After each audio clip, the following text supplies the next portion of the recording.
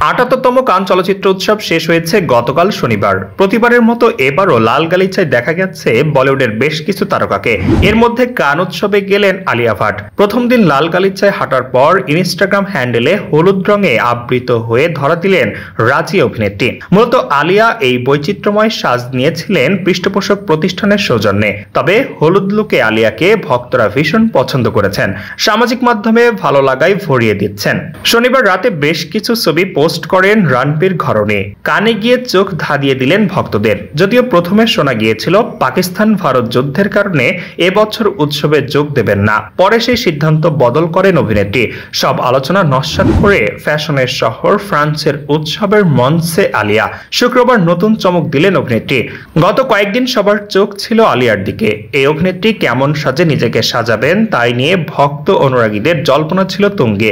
সেই মোতাবেক ভ্যাট কন্যা এলেন, দেখলেন এবং জয় করলেন। এদিন বলিউড অভিনেত্রী নরম গোলাপি রাঙা গাউনে সেজে যাত্রা শুরু করেন হোটেল মার্টিনেজ থেকে। প্রথম বারবার রেখায় প্রশংসা কুড়িয়েছেন তিনি। তার সাজ, তার ব্যক্তিত্ব, আন্তরিকতা ও রূপের জৌলুসে মুগ্ধ ফ্রান্স। আলিয়া এদিন নিজেকে সাজিয়েছিলেন পোশাক পরিকল্পক ডায়ালিয়ান রোজবেরির তৈরি স্টাফলেস গাউনে। সিঁথিতে চড়া সিঁদুর নেই। বিদেশের মাটিতে বিদেশি পোশাকে আসর মাত করলেন আলিয়া ভাট।